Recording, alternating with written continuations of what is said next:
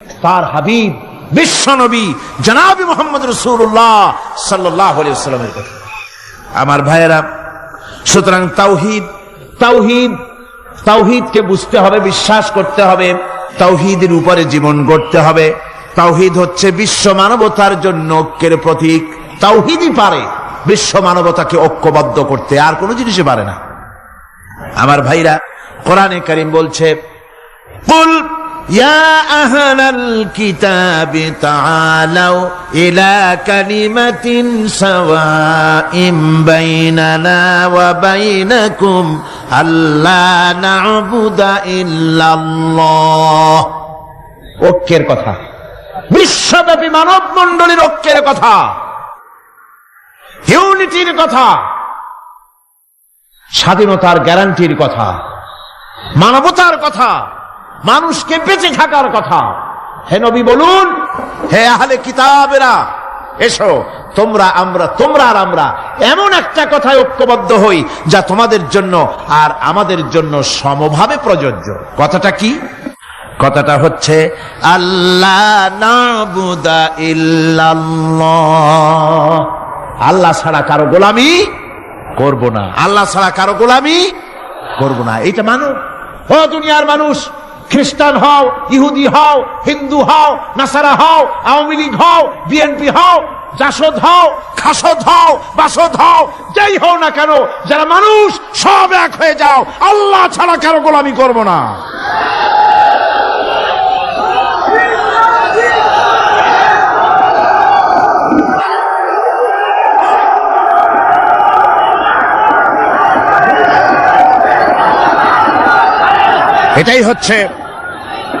এটাই হচ্ছে আল্লাহ পাকের পক্ষ থেকে গোটা বিশ্ব মানবতার ঐক্যের বাণী, বিশ্ব মানবতার ঐক্যের কথা। আল্লাহ না'বুদা ইল্লাল্লাহ, আল্লাহ ছাড়া কারো গোলামি করব না। এ কথা মানতে কারো অসুবিধা আছে? তিনি স্রষ্টা সুবহানাহু ওয়া তাআলা। তিনি বলছেন, পৃথিবীর মানুষেরা তোমাদের সৃষ্টি করেছি আমি, সুতরাং ঘোষণা করো আল্লাহ ছাড়া কারো গোলামি করব না, সকলের জন্য। কি সুন্দর কথা, সাওয়াইন বাইনানা ওয়া বাইনাকুম, তোমাদের জন্য আর আমাদের জন্য সমান। তোমরাও আল্লাহরে মানো, আমরাও আল্লাহরে মানি, সুতরাং আল্লাহর গোলামি করতে অসুবিধা কোথায়? ওয়ালা নুশরিকা বিহি শাইআ, আর আল্লাহর সাথে কারো শরীক স্থাপন করো না। ওয়ালা ইয়াত্তাখিযা বা'দুনা বা'দান আরবাবাম মিন দুনিল্লাহ, আর আল্লাহ ছাড়া কাউকে রব বলে মেনে নেব না, সুপার পাওয়ার বলে মেনে নেব না, আইনদাতা বিধানদাতা হিসাবে মেনে নেব না।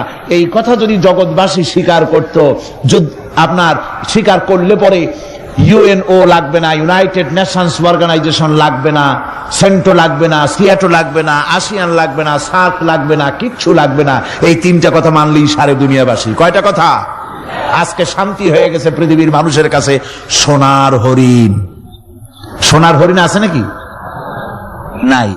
সোনার হরিণ যেমন ঘোড়ার ডিম, ঘোড়ার ডিম বোঝেন তো, নামে আছে কাজে নাই। সোনার হরিণ ওই রকম। শান্তি আজকে পৃথিবীর মানুষের কাছে সোনার হরিণ। শান্তির জন্য কত চেষ্টা করলো পৃথিবীর মানুষ। লিগ অব নেশনস তৈরি হলো, ইউনাইটেড নেশনস অর্গানাইজেশন তৈরি হলো, সেন্টো, সিয়াটো, আসিয়ান, সার্ক, কত কিছু হলো। 7টা দেশ মিলে সার্ক তৈরি করলো। শান্তির জ্বালায় আমরা অস্থির নাকি আমার বন্ধুগণ? সুতরাং আজকে 3টা কথায় পৃথিবীর শান্তি ফিরে আসতে পারে। কয়টা কথা? মাত্র 3টি কথায় এই উত্তপ্ত পৃথিবী, অশান্ত পৃথিবী, পৃথিবীর এই অশান্তিময় প্রজ্বলিত পৃথিবী, মানুষেরা যেখানে জ্বলছে আর জ্বলছে, সেই পৃথিবীতে শান্তি আসতে পারে মাত্র 3টি কথায়। আল্লাহ না'বুদা ইল্লাল্লাহ, আল্লাহ ছাড়া কারো গোলামি করব না, আর আল্লাহর সাথে কাউকে শরীক স্থাপন করব না, আল্লাহ ছাড়া কারো প্রভুত্ব মানব না। 3টা কথায় পৃথিবীতে আবার শান্তি ফিরে আসতে পারে। সুতরাং আমি তাওহীদের কথা আপনাদের বলতেছিলাম। কিসের কথা বলতেছি? তাওহীদ। তাওহীদ প্রতিষ্ঠিত হলে কেউ কারো উপরে প্রভুত্ব করতে পারবে না। এখন আল্লাহর তাওহীদের স্বরূপ ছোট্ট একটি সূরার মধ্যে ফুটে উঠেছে। আল্লাহর প্রভুত্ব কায়েম হলে অসুবিধা হয় না কেন? কারণ হলো দুনিয়ায় মানুষ যত আছে সমস্ত মানুষের দুর্বলতা আছে। আছে তার দুর্বলতা। আমি এই দৃষ্টান্তটা আরো এক বছর মনে হয় এখানে দিছিলাম, আবারও বলি। সেটা হলো এই যে এই চট্টগ্রামে মেয়র পদে নির্বাচনের কি কয় সিটি কর্পোরেশনের নির্বাচন আসছে না, মেয়র পদে অনেকে দাঁড়াইছেন। দাঁড়াইয়া সব নির্বাচনী ওয়াদা করছেন। কেউ বলছে চট্টগ্রামকে সোনা দিয়ে মুড়িয়ে দেব, কেউ বলছে চিটাগং শহরকে আপনাদের লোট্টা ফিশার কেনা লাগবে না, বাড়ি বাড়ি পৌঁছায় দেব, শুটকি মাছ খাওয়াই দেবো খুব ভালো করে, রাস্তাঘাটের অভাব হবে না, আনন্দের চোটে ফুর্তির চোটে আরামের চোটে শুধু শীত হয়ে মরবেন। বুঝলেন, নানান রকমের ওয়াদা করছেন তারা। এই নির্বাচনী ওয়াদা করা হচ্ছে। আজ একজন মেয়রকে যদি দায়িত্ব দেওয়া হয় যে চট্টগ্রামে 6 বছরের যত বাচ্চা আছে এই বাচ্চাদের মধ্যে কমলা লেবু বিতরণ করতে দায়িত্ব দিলাম আপনাকে, আপনি একজন মেয়র পদ প্রার্থী, 40 ট্রাক কমলা সিলেট থেকে আনা হয়েছে, সব বাচ্চাদেরকে 6 বছরের বাচ্চাদেরকে একটা একটা করে দিবেন। এই কমলা বিতরণ করতে গিয়ে যদি দিতে দিতে যখন তিনি দেখবেন যে ওনার নিজের ছেলে সামনে এসেছে, বোনের ছেলে সামনে এসেছে, ভাইয়ের ছেলে সামনে এসেছে, তখন অন্যের চাইতে নিজের ছেলেকে বোনের ছেলেকে 2টা কমলা বেশি দিতে ইচ্ছে করবে না? করবে কিনা? সামান্য কমলা বিতরণ করতে গিয়ে যদি বোনের ছেলেকে নিজের ছেলেকে বেশি দিতে ইচ্ছে করে, সেই মানুষের হাতে দেশের আইন তৈরি করার, সংবিধান তৈরি করার দায়িত্ব পৃথিবীতে কোথাও দেওয়া যেতে পারে না। এই জন্যই আইন তৈরি করেছেন এমন তার কোন সন্তানই কাউকে জন্ম দেন নাই, তাকেও কেউ জন্ম দেয়নি। আকাশ এবং জমিনে তার সমকক্ষ কেউ নাই। তিনি কারো মুখাপেক্ষী নন, তিনি কাউকে জন্ম দেন নাই, তাকেও কেউ জন্ম দেয়নি। আকাশ আর জমিনে তার সমকক্ষ কেউ নাই। সুতরাং ওই আল্লাহ সুবহানাহু ওয়া তাআলা তাকে মানতে হবে, তার কথাই শুনতে হবে, তার গোলামি করতে হবে। তাহলেই শান্তি আসবে, আল্লাহর মেহেরবানি আসবে জীবনের সকল ক্ষেত্রে। আল্লাহ মাত্র এক, তার ক্ষমতা গুণাবলীতে কোনো অংশীদার নাই। আল্লাহ কয়জন? আল্লাহ কয়জন? এক আল্লাহ, অদ্বিতীয়, তার কোনো শরীক নেই, তার কোনো অংশীদার নেই। কোরআনে কারীম আল্লাহ রাব্বুল আলামিন বলছেন, وَجَعَلُوا لِلَّهِ شُرَكَاءَ الْجِنَّ وَخَلَقَهُمْ وَخَرَقُوا لَهُ بَنِينَ وَبَنَاتٍ بِغَيْرِ عِلْمٍ। এখনি কথা জানা সত্ত্বেও আল্লাহর সাথে শরীক বানায়ো না, আল্লাহর সাথে কাউকে অংশীদার বানায়ো না। তার কোনো ছেলে নাই, মেয়ে নাই, অথচ তিনি সবাইকে সৃষ্টি করেছেন। সুবহানাহু ওয়া তাআলা আম্মা ইয়াসিফুন। পবিত্রতা সেই আল্লাহ পাকের, এবং তিনি তার সম্পর্কে যে চিন্তা করে লোকেরা যা কিছু বলে, এর থেকে আল্লাহ পাক ঊর্ধ্বে। আল্লাহর সন্তান স্থাপন করে তারা বলে যে আল্লাহর ছেলে আছে। নাউযুবিল্লাহ। কোরআন শরীফে আল্লাহ পাক বলেছেন খ্রিস্টানের আল্লাহর ছেলে বানাইছে। ওয়াকালাতিন নাসারাল মাসীহ ইবনুল্লাহ। খ্রিস্টানেরা বলেছে মসিহ হচ্ছে আল্লাহর পুত্র। নাউযুবিল্লাহ। আবার ইহুদিরা তারা বসে থাকলো না, ইহুদিরা বলল ওয়াকালাতিল ইয়াহুদু উযাইরুন ইবনুল্লাহ। ইহুদিরা বলল উযাইর হচ্ছে আল্লাহর পুত্র। নাউযুবিল্লাহ। আবার আরেক শ্রেণীর লোক হলো, তারা বলল পৃথিবীতে যত মেয়ে আছে সমস্ত মেয়েগুলি হলো ফেরেশতাগুলি, সব মেয়ে, আর মেয়েগুলি সব আল্লাহ। নাউযুবিল্লাহি মিন যালিক। আল্লাহ রাব্বুল আলামিন প্রতিবাদ করলেন, আলাকুমুয যাকারু ওয়া লাহুল উনসা তিলকা ইযান কিসমাতুন বিজা। কি তোমরা সমস্ত পুত্র সন্তানগুলি নিজের জন্য নিয়ে নিলে, আর কন্যা সন্তানগুলি দিলে আমাকে, কেমন করে ভাগ করলে এটা? আল্লাহ পাকের কোনো সন্তান নাই, আল্লাহ রাব্বুল আলামিনের কোনো সন্তান নাই, স্ত্রী নাই, পুত্র নাই, কেউ নাই। আল্লাহ পাক বলেন বাদিউস সামাওয়াতি ওয়াল আরদ, আসমান এবং রাসূল পাক সাল্লাল্লাহু আলাইহি ওয়াসাল্লাম হাদিস শরীফে এসেছে, ওয়াসির বর্ণনা যখন তিনি শুনতেছিলেন, রাসূলের চোখ থেকে তখন পানি পড়ে দাড়ি মোবারক ভিজে ভিজে পড়তেছিল। ঘটনা শোনার পর রাসূলুল্লাহ বললেন, ওয়াসি তুমি কি চাও? ওয়াসি বললেন, আমি ইসলাম কবুল করতে চাই। হুজুর তাকে মুসলমান বানালেন। বললেন, তুমি মুসলমান হলে কিন্তু সব সময় তুমি আমার সামনে আসবে না, তার কারণ তোমাকে দেখলে পরে আমার মনের ভিতরে আমার চাচার কথা মনে উঠে যাবে। আমি আমার আব্বাকে পাই নাই, আব্বার স্নেহ যত্ন আমার কিসমতে তেমন হয় নাই। আমার চাচা হামজা আমাকে পিতার মতো করে আমাকে স্নেহ করেছে, তোমাকে দেখলে পরে তার কথা মনে পড়বে, সুতরাং তুমি সবসময় আমার সামনে আসবে না। ওয়াসি সেদিন শপথ নিয়েছিলেন, রব্বুল আলামিন আমি জাহালাতের কারণে যেই বল্লম দিয়ে ইসলামের একজন শ্রেষ্ঠ সন্তানকে আমি শহীদ করে ফেলেছিলাম, আমি বুঝতে পারি নাই, ওই বল্লমটা আমি হেফাজতে রেখে দিয়েছি। তুমি আমার এই দোয়া মঞ্জুর করো, আমি যেন এই বল্লম দিয়ে এই পৃথিবীর নিকৃষ্ট ইসলামের কোন দুশ্মনকে যেন আমি শেষ করে দিতে পারি। আল্লাহ পাক দোয়া তার মঞ্জুর করে নিলেন। মুসাইলামা কাযযাবের বিরুদ্ধে হযরত আবু বকর সিদ্দিক রাদিয়াল্লাহু তাআলা আনহু যে বাহিনী পাঠালেন, হযরত ওয়াসি সেই বাহিনীর মধ্যে ছিলেন। আর তিনি সেই বল্লমটা দিয়া, যে বল্লম দিয়ে তিনি হযরত হামজাকে শহীদ করেছিলেন, সেই বল্লমটা দিয়েই ইসলামের নিকৃষ্ট শত্রু মুসাইলামা কাযযাবকে দুনিয়া থেকে তিনি বিদায় করে দিলেন। আমার ভাইরা, রাসূল পাক সাল্লাল্লাহু আলাইহি সাল্লামের ইন্তেকালের পর এ পর্যন্ত নবুয়তের যারা দাবি করেছে, এক হিসাবে জানা গেছে 28 জন দাবি করা হয়ে গেছে। রাসূল বলেছেন, আমার পরে 30 জন মিথ্যেবাদী নবুয়তের দাবি করবে। কতজন করবে? হয়ে গেছে, বাকি আছে কত? এর মধ্যে গোলাম আহমদ একজন। গোলাম আহমদ দাবি করলো যে আমি নবী। তার অনেকগুলি বই কিতাব সে লিখলো। বইয়ের মধ্যে এক জায়গায় সে লিখেছে, তার বইয়ে এক জায়গায় লিখেছে যে আমি স্বপ্নে দেখলাম আল্লাহ আমার সামনে উপস্থিত, আল্লাহ আমার সামনে এসেছেন পুরুষের আকৃতিতে, আর আমি তখন স্বপ্নের ভিতরে আমি নিজেকে একজন নারীর মতোই মনে করলাম। স্বপ্নের ভেতরেই আল্লাহ পাক পুরুষ হিসাবে আমাকে ব্যবহার করলেন। আমি স্বপ্নের মধ্যেই গর্ভবতী হলাম এবং স্বপ্নের ভিতরে আমি গোলাম আহমদ মসিহে রূপান্তরিত হয়ে গেলাম। নাউযুবিল্লাহি মিন যালিক।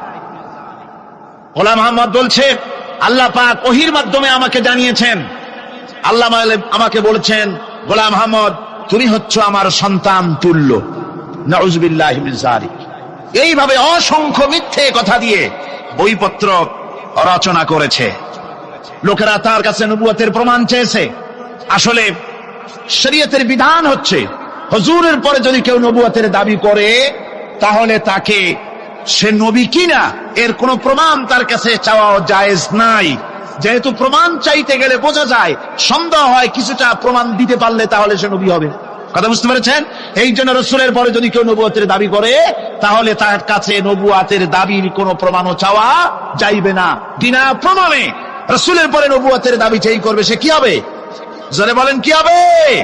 কাফের হয়ে যাবে। দুনিয়ার সমস্ত উলামা, সমস্ত মুহাদ্দিস, সমস্ত মুফাসসির, দুনিয়ার সমস্ত মুফতি সব একমত, কোন দ্বিমত নাই, গোলাম আহমদ কাদিয়ানী কাফের। তার অনুসারীরাও তার জামানায় মাওলানা আতাউল্লাহ শাহ বুখারী রাহমাতুল্লাহ আলাইহি, তার সঙ্গে একটা বহস হলো। যেহেতু গোলাম আহমদ বলেছিল যে আমার এই 40 দিনের মধ্যে কেউ প্রতিবাদ করুক যেগুলি আমার ওহী নয়।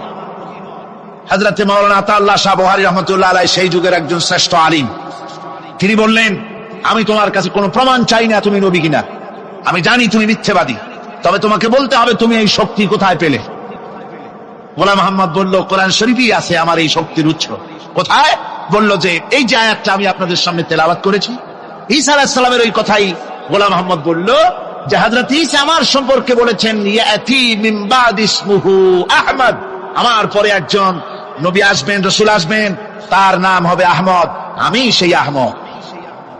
মাওলানা আতাউল্লাহ বুখারী বলছেন, তোমার নাম তো আহমদ না, তোমার নাম হচ্ছে গোলাম আহমদ।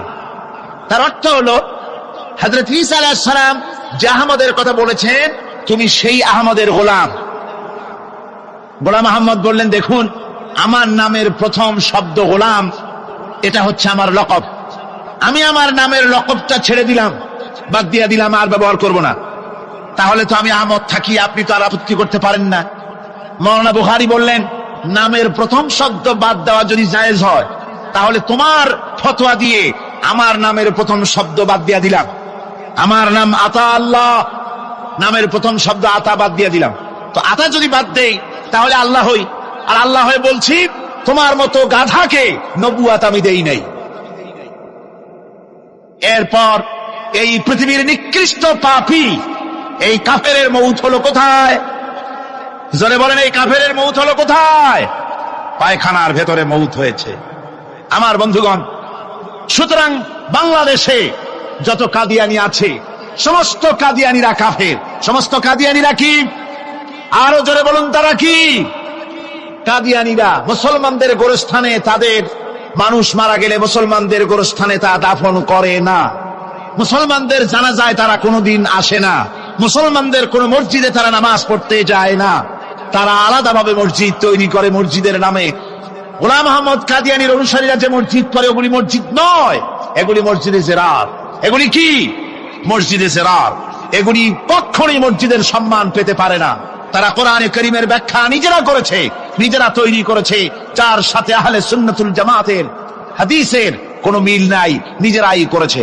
সুতরাং এই কাদিয়ানীদেরকে সৌদি আরবিয়া সহ মধ্যপ্রাচ্যের 18টি দেশ এবং পাকিস্তান সরকারও নন মুসলিম মাইনরিটি হিসাবে ঘোষণা করেছে। বাংলাদেশ সরকারের কাছে কাদিয়ানীদেরকে অমুসলিম ঘোষণার জন্য দাবি জানানো হচ্ছে দীর্ঘদিন থেকে, কিন্তু যে সরকারি আসে কর্ণপাত করে না, কাদিয়ানীদের সাথে তাল মিলিয়ে চলতে চেষ্টা করে। আর এই তাল মিলিয়ে চলার অর্থই হলো মুনাফিকি। এই তাল মিলিয়ে চলার অর্থ কি? মুনাফিকি। এই মুনাফিকি রোগে বর্তমান সরকারকেও পেয়েছে। বাংলাদেশের সব আলেম, সব ওলামা ঐক্যবদ্ধভাবে দাবি করেছে কাদিয়ানীদেরকে অমুসলিম ঘোষণা করার জন্য, কিন্তু আজ পর্যন্ত তা করা হয়নি। আজকের মাহফিল থেকেও, এই বিশাল জনসমুদ্র, আমরা কোরআনে কারীমের তাফসীরের মাহফিল থেকে দাবি জানাই সরকারের কাছে কাদিয়ানীদেরকে অমুসলিম সংখ্যালঘু হিসাবে ঘোষণা করা হোক। এই প্রস্তাবের দাবিকে আপনাদেরও হাত উঁচু করে দেখা। ওখানেই জিকির করেন, লা ইলাহা ইল্লাল্লাহ, লা ইলাহা ইল্লাল্লাহ। আমার মুসলমান ভাইরা, মূল বিষয়টি হচ্ছে খ্রিস্টান এবং ইহুদিরা যখনই মুসলমানদেরকে আক্রমণ করতে চেয়েছে কোন ব্যাপারে, তখনই সরাসরি নিজ নামে তারা আবির্ভূত হয় নাই, মুসলমান নামধারী কিছু লোককে তারা ব্যবহার করেছে। যেমন নবুয়তের উপরে হামলা করতে হবে, সেজন্য গোলাম আহমদ নামের এক কাফেরকে তারা বেছে নিয়েছে। রাসূলকে গালি দিতে হবে, হযরত আয়েশা সিদ্দিকা রাদিয়াল্লাহু তাআলা আনহাকে গালি দিতে হবে, সেজন্য তারা সালমান রুশদিকে বেছে নিয়েছে। বাংলাদেশে রাসূলকে মিথ্যেবাদী বলা হবে, নাউজুবিল্লাহ পড়েন, সেজন্য তারা দাউদ হায়দার নামের এক কবি নামের কলঙ্ক, জাহান্নামের এক কীটকে তারা বেছে নিয়েছিল, ঠিক কিনা কম? আবার আল্লাহকে গালি দিতে হবে, সেজন্য তারা বাংলাদেশে আহমদ শরীফকে তারা বেছে নিয়েছে। কারে বেছে নিয়েছে? ওর নাম কিন্তু আহমদ শরীফ না। আহমদ হচ্ছে আল্লাহর নাম, আল্লাহ রসুলের নাম আহমদ। এই পবিত্র নাম এ শয়তানের হওয়া উচিত না। ওর নাম হচ্ছে আহমক। এর নাম কি? আর শরীফ নয়, শরীফ অর্থ হচ্ছে ভদ্র। এটা হচ্ছে শরীর, শাররুন থেকে শরীফ অর্থাৎ দুষ্ট। একদিকে সে আহমক মানে বোকা, একদিকে সে বোকা, আর একদিকে কি? দুষ্ট। বোকা কেন? বোকা কেন? বোকা এই জন্যে, এত বড় একটা লিটারেট পারসন, লেখাপড়া জানে, ডক্টরেট ডিগ্রি নিয়েছে, বিশ্ববিদ্যালয়ে শিক্ষকতা করেছে, এত লেখাপড়া থাকা সত্ত্বেও বোকা এই কারণে যেহেতু মালিক চেনে নাই, স্রষ্টাকে চেনে নাই। স্রষ্টাকে চিনেছে এই আহমদ শরীফ। সে তার বইতে লিখেছে যে আল্লাহ বলতে কেউ নাই, স্রষ্টা বলতে কেউ নাই, মানুষেরা নিজেরা চিন্তা করে স্রষ্টাকে সৃষ্টি করেছে। নাউযুবিল্লাহি মিন যালিক। পরকাল সম্পর্কে বলেছে পরকাল এটা মিথ্যে কথা, মরে যাবে মানুষ, কিন্তু পরকাল বলতে কিছু নাই। বিবাহ বলেছে এটা একটা সামাজিক চুক্তি, এর কোনো মানে নাই। একটা পুরুষ একটা নারীকে বিবাহ করে চিরকাল ওই নারীটাকে নিয়ে পড়ে থাকবে, আবার একটা নারী চিরকাল একটা স্বামী নিয়ে পড়ে থাকবে, নতুন কোন বৈচিত্র্যের স্বাদ তাদের কপালে জুটবে না। এটা কেমন কথা? এটা হতে পারে না। সে বলে যে নারী পুরুষের অভাব মেলামেশা থাকাই উচিত, এটাই প্রগতি। এই হলো আহমক শরীর। সে বোকা এই কারণে দুনিয়ার সব চিনেছে অথচ মালিককে চেনে নাই। কিন্তু আমাদের দেশের গরুতেও মালিক চেনে। গরুতে মালিক চেনে কিনা কন? আপনারা যায় দেখেন রাত্রিবেলায় ডাকাডাকি করলে আপনার গরু যদি বিলে থাকে তাহলে গরু ছুটে আপনার কাছে আসবে, আসবে কিনা কন? গরু তো কিছু তো তার ভদ্রতা সম্মান আছে। আমাদের গৃহপালিত পশু কুত্তা, কুকুরেও মালিক চেনে, চেনে কিনা কন? যদি বিশ্বাস না হয়, আপনার বাড়িতে যদি কুকুর থাকে, আপনার বাড়িতে রাত 12টার সময় যদি অন্য কোনো লোক ঢোকে তাহলে কি কন? কুকুরে খুব আদর করবে না? কুকুর তারে তাড়াইয়া কর্ণফুলি পার করে দিয়ে আসবে। আর যদি আপনি যান গভীর রাত্রে, গলায় কাশি দেবেন, কথাও বলবেন না, কাশিটা শুনে কুত্তা এসে আপনার পায়ে তার লেজুর দিয়ে নেজ দিয়ে নাড়ানাড়ি করবে, মুখটা পায়ের উপরে লাগাবে, ঠিক কিনা কন? গরুতে মালিক চিনল, কুত্তায় মালিক চিনল। ডক্টর আহমদ শরীফ এই আহমদ এমনই নিকৃষ্ট, কুত্তা গরুর চাইতেও নিকৃষ্ট, আল্লাহ রাব্বুল আলামিনকে চেনে নাই।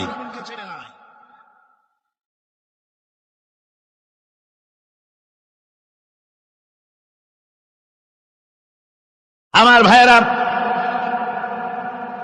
তাকে ফাঁসি দেওয়ার দাবি তো দূরের কথা, ফাঁসির দাবি মানা তো হলোই না, এমনকি গভর্নমেন্ট তাকে গ্রেফতারও করল না। অথচ সংবিধান, বাংলাদেশের সংবিধানের 38 নম্বর ধারার 38 নম্বরের কয়ের উপধারায় একথা পরিষ্কার করে লেখা আছে, ধর্মীয় অনুভূতিতে আঘাত লাগিয়ে কোনো কথা লেখা যাবে না, বলা যাবে না। যদি বলা হয়, বাংলাদেশ পেনাল কোড বলছে, বাংলাদেশ দণ্ডবিধি, তার মধ্যে পরিষ্কার লেখা আছে, কেউ যদি এরকম বলে আমি ভুল বলেছি, ওটা সংবিধানে না, এটা হচ্ছে পেনাল কোডে। বাংলাদেশ দণ্ডবিধির 38 নম্বর কয়ের ধারায় একথা, ক উপধারায় একথা লেখা আছে পরিষ্কার করে, যদি কেউ কারো ধর্মের প্রতি আঘাত লাগায়া বক্তৃতা করে, বিবৃতি দেয় অথবা লেখে, তাহলে তার 2 বছরের সশ্রম কারাদণ্ড হতে পারে, পরিষ্কার লেখা। গভর্নমেন্ট গ্রেফতার করতে সাহস পেল না, ফাঁসি দিতে সাহস পেল না, গ্রেফতার করতেও তার সাহস জুটল না। আল্লাহর কোরআনকে অপমান করা হলো, আল্লাহকে গালি দিল, রাসূলকে গালি দিল।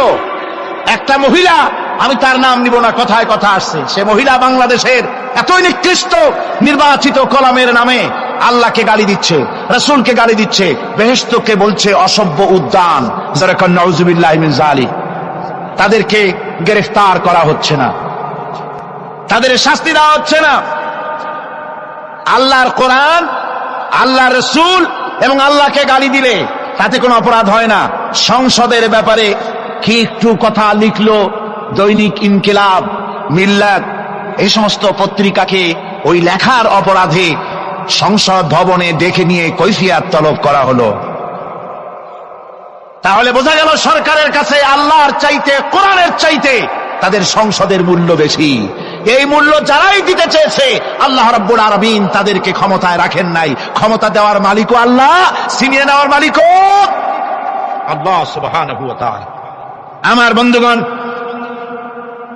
আজকে যদি এই সমস্ত নাস্তিকদের শাস্তি হতো, তাহলে অন্যরা ছোট ছোট খুদে নাস্তিক যত আছে, যারা ডোবার মধ্যে ব্যাঙের মতো চুপটি মেরে বসে থাকে, সুযোগ পাইলেই গ্যাং করে ওঠে, এই লোকগুলি শয়তানি করতে সাহস পেত না। সাহস পাচ্ছে সরকারের দুর্বলতার কারণে। সরকারের দুর্বলতা কোথায় আল্লাহ পাকই ভালো জানেন, কেন তাদেরকে গ্রেফতার করতে পারে না। আমার বন্ধুগণ, এরপরে আল্লাহ রাব্বুল আলামিন বলছেন, ومن أظلم ممن افترى على الله الكذب وهو يدعى إلى الإسلام والله لا يهدي القوم الظالمين। আল্লাহ পাক বলছেন যে তার থেকে অত্যাচারী আর কে হতে পারে, যে আল্লাহর উপরে মিথ্যা দোষারোপ করে, অথচ তাকে ডাকা হয়েছে ইসলামের দিকে। আর আল্লাহ জালিমদেরকে হেদায়েতের রাস্তা দেখান না। আল্লাহর প্রতি মিথ্যা দোষারোপ করার অর্থ হচ্ছে আল্লাহর প্রেরিত নবীকে মিথ্যা নবী বলা, আল্লাহর প্রকৃত নবীকে মিথ্যা নবী বলা, আল্লাহর আয়াতগুলিকে মিথ্যা বলা, তার নাজিলকৃত কিতাবকে মিথ্যা বলা। এটাই হচ্ছে সবচাইতে বড় জুলম, সবচাইতে বড় অত্যাচার। অথচ এই লোকগুলিকে ডাকা হচ্ছে ইসলামের দিকে। নবীরা তার উম্মতদেরকে কোন দিকে ডেকেছে? সবাই ইসলামের দিকে ডেকেছে। কোন নবী এমন নাই যিনি বলেছেন তোমরা আমার গোলামি করো। সমস্ত নবী বলেছে কার গোলামি করো? এই পৃথিবীতে যত নবী এসেছেন সমস্ত নবীরাই তার কওমকে ডেকে বলেছেন ইয়া কওমি ইবুদুল্লাহ মা লাকুম মিন ইলাহিন গায়রু। সব নবীরা তার কওমকে ডেকে বলেছেন ও আমার কওম, ও আমার জাতি, এক আল্লাহর গোলামি করো, তিনি ছাড়া তোমাদের কোনো ইলাহ নাই। তারা জাতিকে ডেকে বলেছেন। আর বিশ্বনবী মুহাম্মদ রাসূলুল্লাহ সাল্লাল্লাহু আলাইহি ওয়াসাল্লাম তিনি জাতিকে ডাকেন নাই, যেহেতু তিনি বিশ্বনবী। তার মুখ থেকে আল্লাহ পাক এই দাওয়াত দিয়েছেন ইয়া আইয়ুহান নাসু উবুদু রাব্বাকুমুল্লাযী খালাকাকুম ওয়াল্লাযীনা মিন ক্বাবলিকুম লাআল্লাকুম তাত্তাকুন।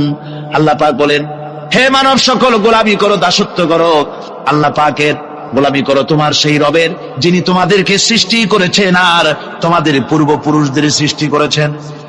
আল্লাহ পাক এখানে বলেন ওদেরকে ডাকা হচ্ছে ইসলামের দিকে, বলা হচ্ছে ইসলামের দিকে আসো, আল্লাহর দিকে আসো। আর ওরা বলছে এই লোকটা মিথ্যেবাদী। কি উল্টাপাল্টা কথা! নবীরা দাওয়াত দিচ্ছেন আল্লাহর দিকে, কোরআনের দিকে, ইসলামের দিকে, আর ওরা বলছে আল্লাহকে, আল্লাহর প্রেরিত নবী এবং তার কিতাবকে মিথ্যা বলে তারা বলছে। আল্লাহ পাক বলছেন এর থেকে অত্যাচারী আর কে হতে পারে, এর থেকে জুলুমকারী আর কে হতে পারে যে কোরআনে কারীমকে এবং আল্লাহকে আর পয়গম্বরদেরকে মিথ্যা মনে করে। আল্লাহ রাব্বুল আলামিন বলছেন ইউরিদুনা লিইউতফিউ নূরাল্লাহি বিআফওয়াহিহিম ওয়াল্লাহু মুতিম্মু নূরিহি ওয়ালাউ কারিহাল কাফিরুন। মহান আল্লাহ রাব্বুল আলামিন বলেন এই কাফিররা চায়, সত্যের অস্বীকারীরা ওরা চায় মুখের ফু দিয়ে আমার আলোকে নির্বাপিত করে দেবে। আল্লাহ পাক বলেন আমি আমার আলোকে, আমার দ্বীনকে পূর্ণতা দান করব। তাতে এই কাফেরদের মনের মধ্যে যত জ্বালা যন্ত্রণা হোক, তাদের মনের মধ্যে যত অসহনীয় ভাব হোক না কেন, আমি আমার দ্বীনকে পূর্ণতা দান করব। আমার ভাইরা, এই আয়াত 3য় হিজরি সনে উহুদ যুদ্ধের পরে নাযিল হয়েছিল। এই সময় ইসলাম শুধুমাত্র মদিনার শহর পর্যন্ত সীমাবদ্ধ। মুসলমানদের সংখ্যা মাত্র কয়েক হাজারের বেশি ছিল না। এই অবস্থার প্রেক্ষিতে এই আয়াত নাজিল হলো। আল্লাহর এই নূর কারো পক্ষেই নেবানো সম্ভবপর হবে না, বরং তা পূর্ণ মাত্রায় আল্লাহ পাক এর উজ্জ্বলতা দান করবেন, পরিপূর্ণতা দান করবেন। এই ভবিষ্যৎবাণী করা হলো তখন যখন ইসলামের বাতিটা নিবু কোন রকম করে টিম করে জ্বলছে, এই যখন অবস্থা। কিন্তু ইসলামের ভবিষ্যৎ, সব ভবিষ্যৎ তো জানেন আল্লাহ পাক। সমস্ত ভবিষ্যৎ কে জানেন? আল্লাহ পাক জানেন। তাই ভবিষ্যতের মালিক তো তিনি ছিলেন, সে আল্লাহ পাকই বলে দিলেন ভয় পাওয়ার কারণ নাই মুসলমানেরা। ইসলাম তোমাদের কাছে নিবিড়, তুমি দেখছো এই ইসলাম আমি প্রজ্বলিত করব। কাফেরদেরকেও শোনানো হলো ইসলামের অবস্থা এরকম থাকবে না, ইসলাম প্রজ্বলিত হবে, পরিপূর্ণতা লাভ করে বিশ্বের সর্বত্র ছড়িয়ে পড়বে। যুগে যুগে আল্লাহর এই দ্বীনকে নির্মূল করার জন্য প্রচন্ড ঝড়ের তাণ্ডব লীলা হয়েছে পৃথিবীর সর্বত্র। কিন্তু শেষ পর্যন্ত এই প্রলয়ঙ্করী ঝড় এক সময় স্থিমিত হয়ে গেছে, নিস্তেজ হয়ে গিয়েছে, আর ইসলামের আলো ক্রমান্বয়ে জ্বলে উঠেছে। ঠিক না? আজকে আল্লাহর দ্বীন ঠিক ছিল, আজও ঠিক আছে, ভবিষ্যতেও ঠিকই থাকবে। ইসলাম কিছুই হবে না, হবে তাদের যারা ইসলামকে নির্মূল করতে চায়, তাদেরই ক্ষতি হবে, তারাই শেষ হবে। কোরআনে কারীমে আল্লাহ রাব্বুল আলামিন বলেন وقال الذين كفروا لرسلهم لنخرجنكم من أرضنا أو لتعودن في ملتنا فأوحى إليهم ربهم لنهلكن الظالمين। আল্লাহ পাক বলেন কাফেররা তাদের রাসূলকে বলল লানুখরিজান্নাকুম মিন আরদিনা আও লাতাউদুন্না ফি মিল্লাতিনা, হয় তোমরা আমাদের মিল্লাতে আমাদের স্বধর্মে ফিরে আসো, আমাদের চিন্তা চেতনায় আমাদের আদর্শে ফিরে আসো, যদি তা না আসো লানুখরিজান্নাকুম মিন আরদিনা, তাহলে আমাদের জমিন থেকে আমাদের দেশ থেকে তোমাদেরকে বহিষ্কার করে দেব, উৎখাত করে দেব, নির্মূল করে দেব, যদি আমাদের আদর্শে তোমরা ফিরে না আসো। আল্লাহ রাব্বুল আলামিন তাদের প্রতি নবীর প্রতি ওহী নাজিল করে জানিয়ে দিলেন, ও নবী ভয় পাওয়ার কোনো কারণ নাই। আল্লাহ রাব্বুল আলামিন তিনি বলে দিয়েছেন লানুহলিকান্নাজ জালিমিন, আল্লাহ পাক এই জালিমদেরকে হালাক করে দিবেন, ধ্বংস করে দিবেন। যারা নাকি পয়গম্বরকে উৎখাত করতে চায়, তার দলবলকে যারা উৎখাত করতে চায়, উৎখাত মূলত ওরাই হবে, উৎখাত মূলত ওরাই হবে। আল্লাহ রাব্বুল আলামিন বলেন ওয়ালানুসকিনান্নাকুমুল আরদা মিন বা'দিহিম যালিকা লিমান খাফা মাকামি ওয়া খাফা ওয়ীদ। আল্লাহ আর তাদের পরে আমি তোমাদেরকে জমিনে প্রতিষ্ঠিত করব, যারা তোমাদেরকে উৎখাত করতে চায় ওরাই উৎখাত হয়ে যাবে, আমি আল্লাহ পাক তোমাদেরকে আমি প্রতিষ্ঠিত করব। ওরা যদি জমিনে থাকতে চায়, তোমাদেরকে যারা উৎখাত করতে চায়, তোমাদের কাছে পারমিশন নিয়ে তবে তাদের থাকতে হবে। সুবহানাল্লাহ পড়ে কার কথা? আল্লাহ রাব্বুল আলামিনের কথা।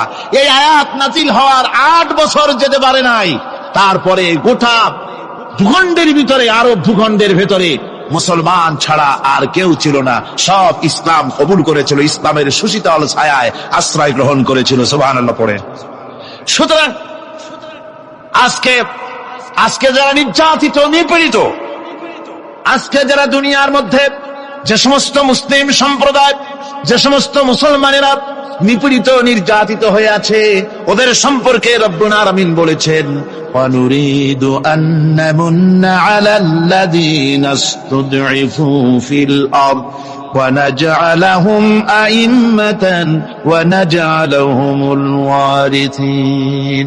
আল্লাহ পাক বলেন আমি চাই, আমি ইচ্ছে করি দুর্বল লোকদেরকে, দুর্বল এবং অক্ষম বানিয়ে রাখা লোকদেরকেই আমি তাদের হাতে নেতৃত্ব ফিরিয়ে দেব এবং এই জমিনের উত্তরাধিকারী তাদেরই বানাবো।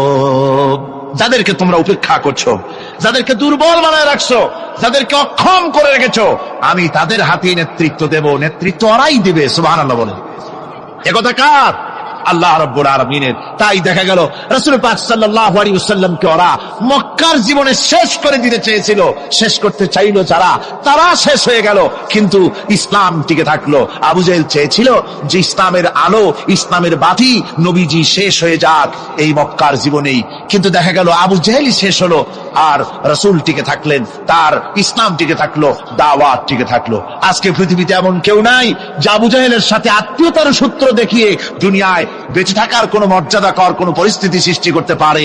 সব বিদায় হয়েছে, ওর বাড়ি ভেঙে চুরে আবু জাহেলের বাড়িতে সৌদি গভর্নমেন্ট পায়খানা বানায় দিয়েছে অনেকগুলি। সারা পৃথিবীর মানুষেরা এখানে হজ করতে যারা যায়, উমরা করতে যারা যায়, তারা ওখানে গিয়ে আবু জাহেলের বাড়িতে মনের সুখে পায়খানা করে আসে জনমের মতো করে। আবু জাহেল শেষ, তার দলবল শেষ, কিন্তু মুহাম্মদ রাসূলুল্লাহ সাল্লাল্লাহু আলাইহি ওয়াসাল্লাম তার মর্যাদা শেষ হয়নি, কিয়ামত পর্যন্ত শেষ হবে না। ওয়ারাফা'না লাকা যিকরাক, আল্লাহ পাক বলছেন হে নবী, আমি আপনার মর্যাদার দিগন্তকে উন্মুক্ত করে দেব, প্রসারিত করে দেব, এই আপনার প্রশংসার দিগন্ত গোটা পৃথিবীতে সর্বত্র ছড়িয়ে পড়বে। তাই আজকে আমরা দেখতে পাই ইউরোপে, আমেরিকায়, পৃথিবীর সর্বত্র আজ ইসলামের বিরাট জয় জয়কার শুরু হয়ে গেছে। সুবহানাল্লাহ বিহামদিহি। আজকে পৃথিবীর সব ইসলামের বিরুদ্ধে ঐক্যবদ্ধ হয়েছে। পৃথিবীতে সমস্ত কাফের বেঈমান, নাস্তিক, মুরতাদ, মুশরিক সব ঐক্যবদ্ধ ইসলামের বিরুদ্ধে। তার কারণ হচ্ছে ইসলামের এক নবজাগরণ শুরু হয়ে গেছে। এটাকে মিটাবার মতো ক্ষমতা পৃথিবীর কারো নাই। আল্লামা ইকবাল বলেছেন, মাগরিব কি ওয়াদিयों में गूंजी अदा हमारे, थम न था किसी से साइल रवा हमारा। প্রাচ্য এবং প্রতীচ্যের পাহাড়ে পর্বতে ইথারে অক্সিজেনে বাতাসে পৃথিবীর সর্বত্র আলোড়িত হবে, আন্দোলিত হবে, প্রচারিত হবে, রণিত ধ্বনিত প্রতিধ্বনিত হবে সর্বত্র এই ইসলামের আজান, ইসলামের আওয়াজ। তাই আজ বিশ্ব জুড়ে ইসলামের আওয়াজ চলছে। এটাকে মিটাবার মতো ক্ষমতা কারো না।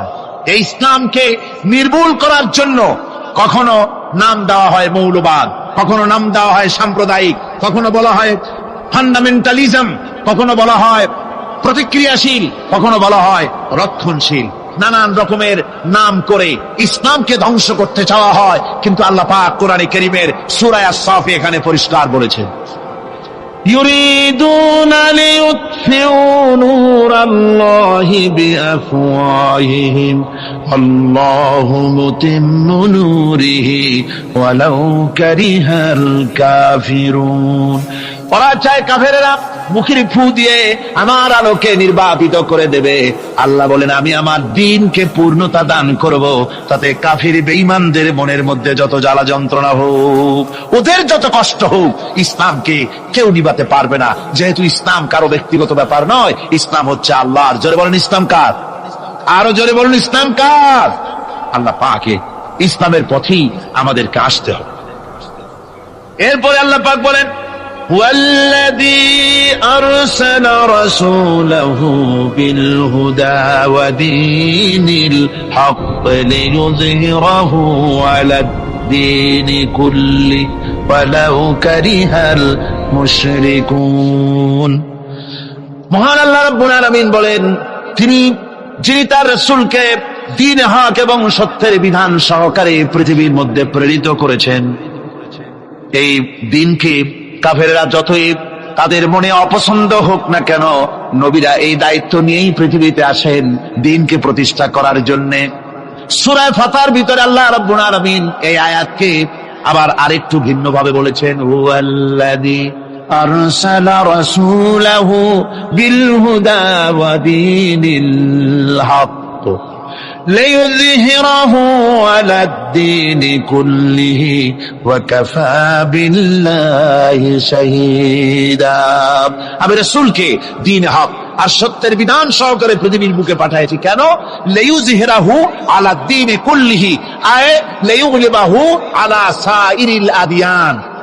রাসূল পৃথিবীতে এসেছে এই কারণে মানুষের তৈরি করা সব মতবাদ, আদিয়ানে বাতিলা, সব রকমের মানুষের তৈরি করা মতবাদের উপরে ইসলামকে বিজয়ী করে দেবে।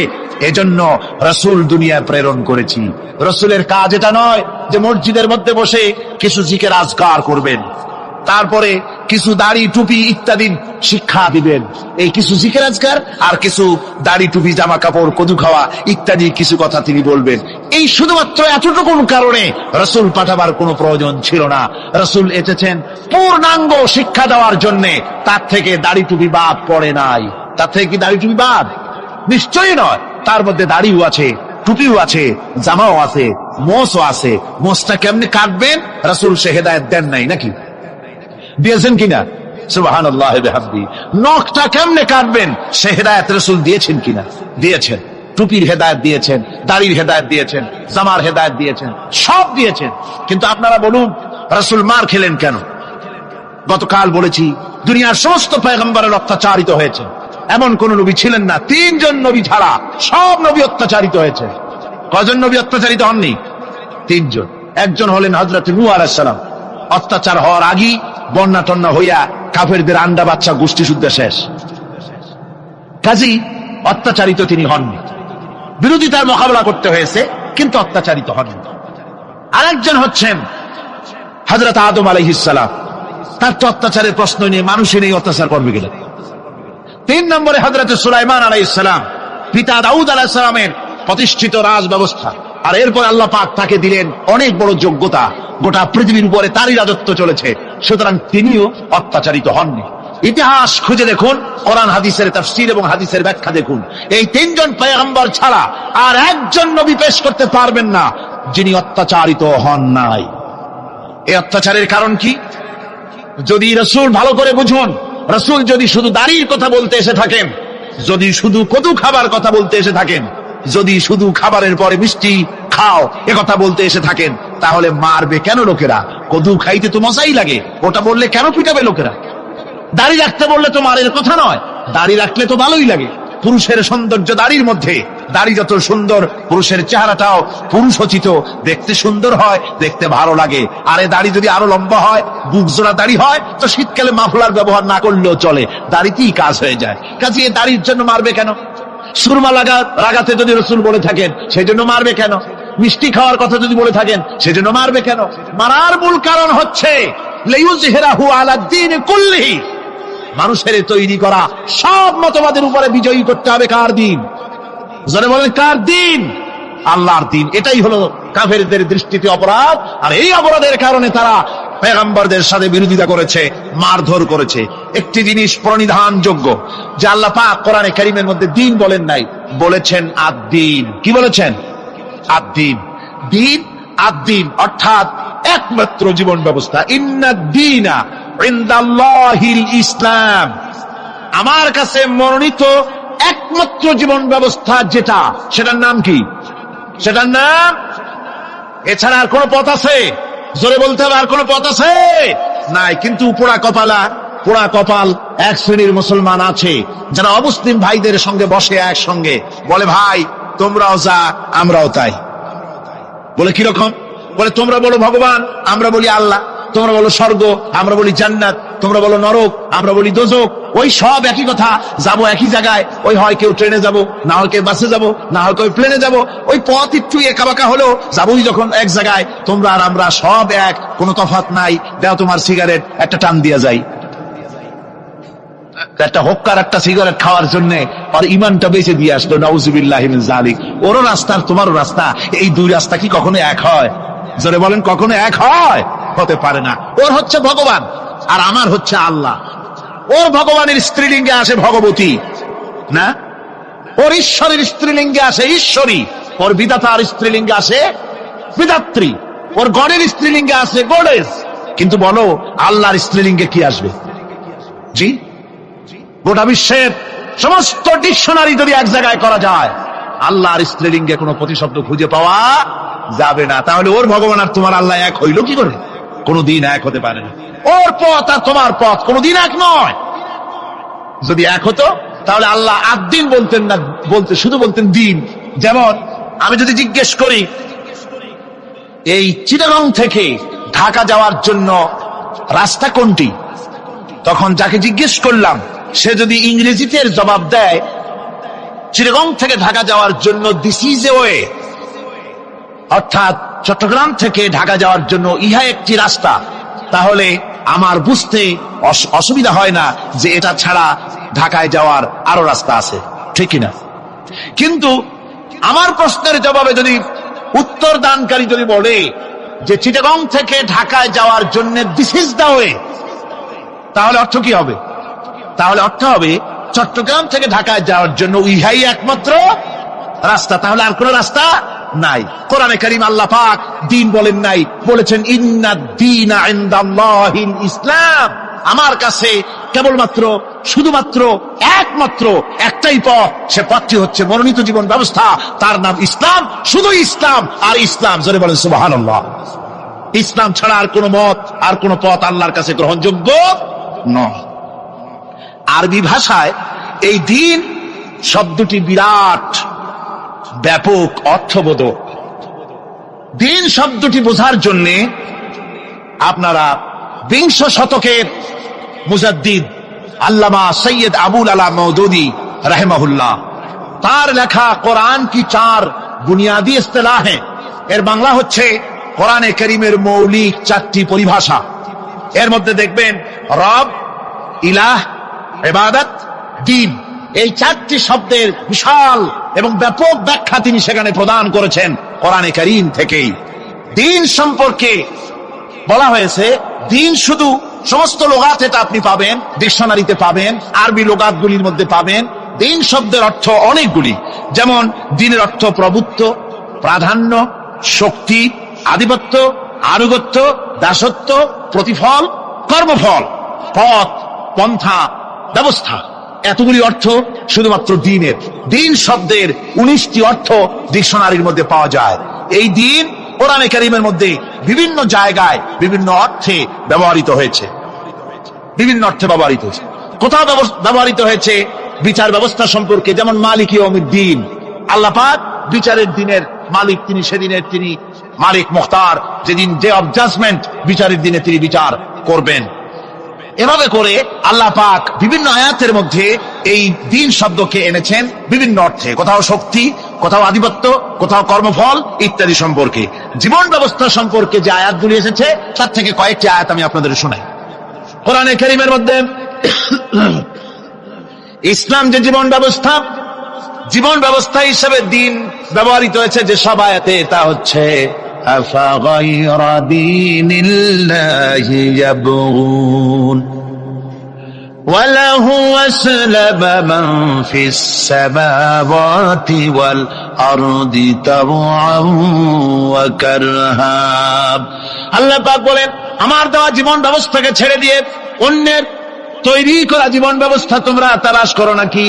ওয়ালাহু আসলামা মান ফিস সামাওয়াতি ওয়াল আরদ, অথচ আকাশের জমিনে যা কিছু আছে সব আনুগত্যের মস্তক আমার সামনে অবনত করে দিয়েছে।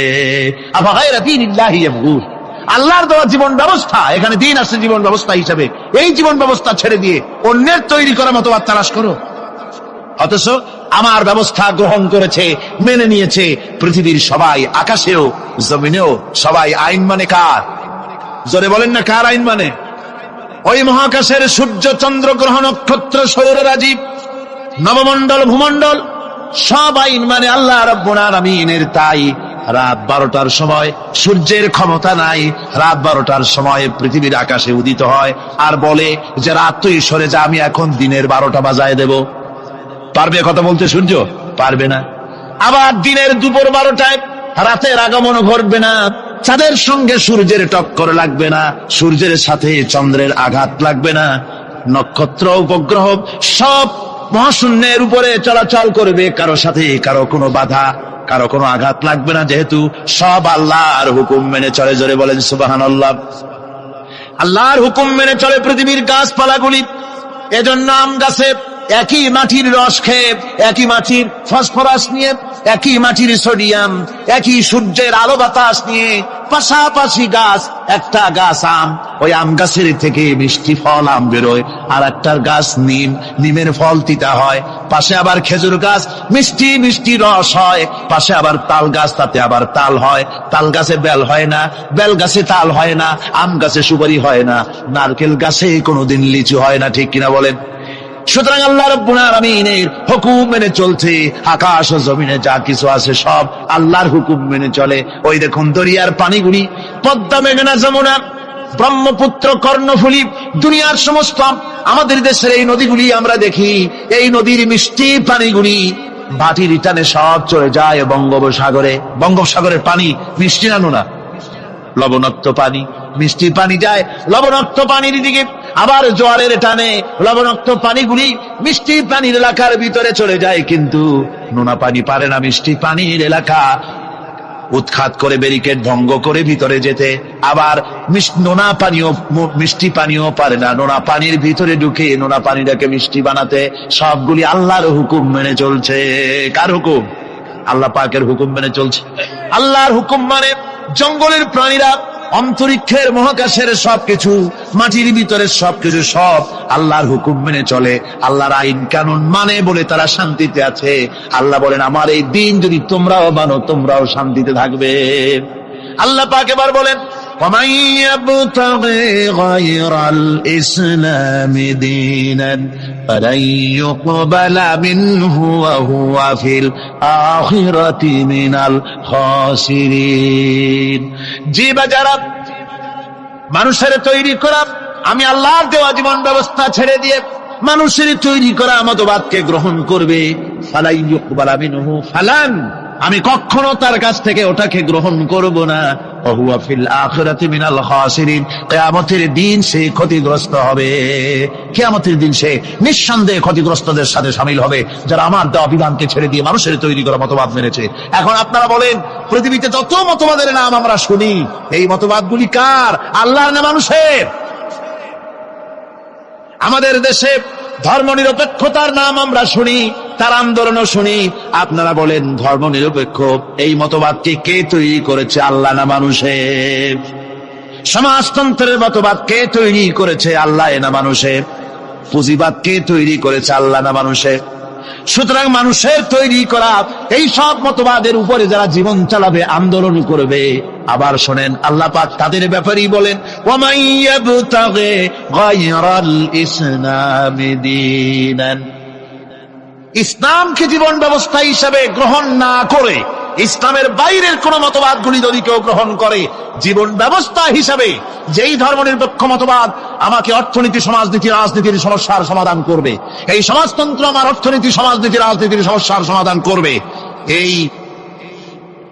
এই জীবন ব্যবস্থা, এই পুঁজিবাদী জীবন ব্যবস্থা আমাকে আমার জীবনের উন্নতি দিবে, এভাবে করে ইসলামকে বাদ দিয়ে জীবনের সমস্যার সমাধান যদি অন্য কোনো মতবাদ থেকে কেউ গ্রহণ করতে চায়, আল্লাহ পাক বলছেন কিয়ামতে আমি তার কাছ থেকে ওটা গ্রহণ করব না। পরিষ্কার কথা, আল্লাহ পাক পরিষ্কার বলেছেন ইনিল হুকমু ইল্লা লিল্লাহ আমারা আল্লাহ তা'বুদু ইল্লা ইয়্যাহু যালিকাদ দীনুল কাইয়্যিম।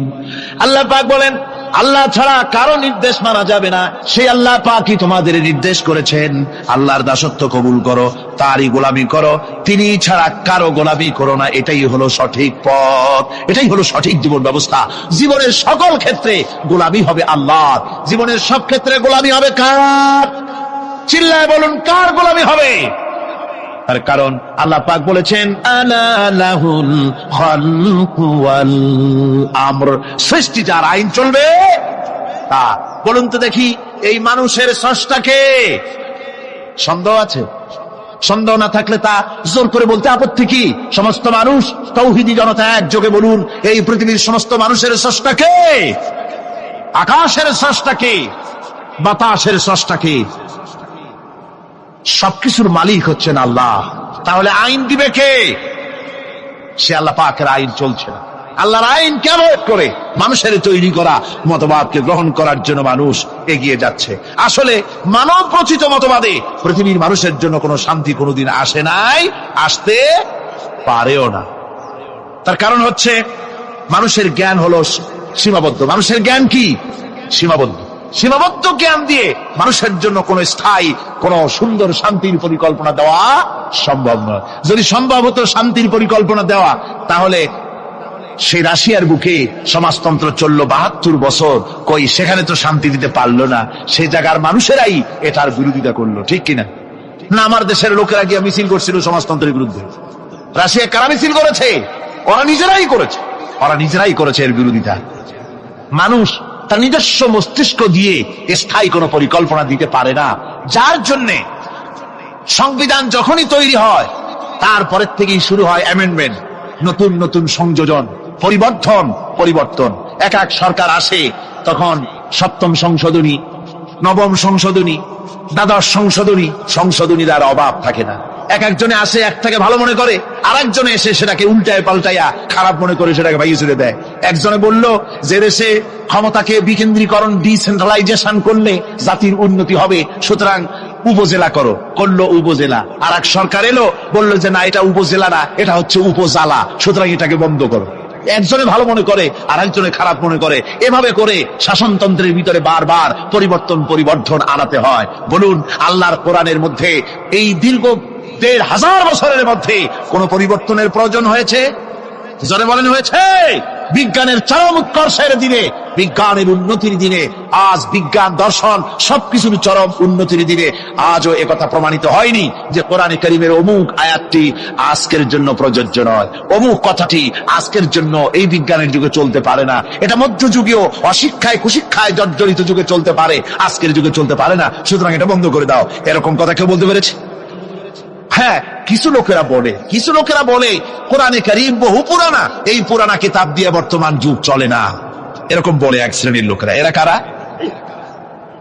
মহাকবি, বিশ্বকবি, কবি সম্রাট আল্লামা ইকবাল রহমতুল্লাহ আলাইহি ওদের সম্পর্কে বলেছেন উনহি কা মাহফিল সওয়ারতা হো, চরাগ মেরি হ্যায় রাত উনকি, उन्हीं का महफिल संवारता हो, चराग मेरी है रात उनकी, उन्हीं का मतलब कह रहा हूं, जुबान मेरी है बात उनकी।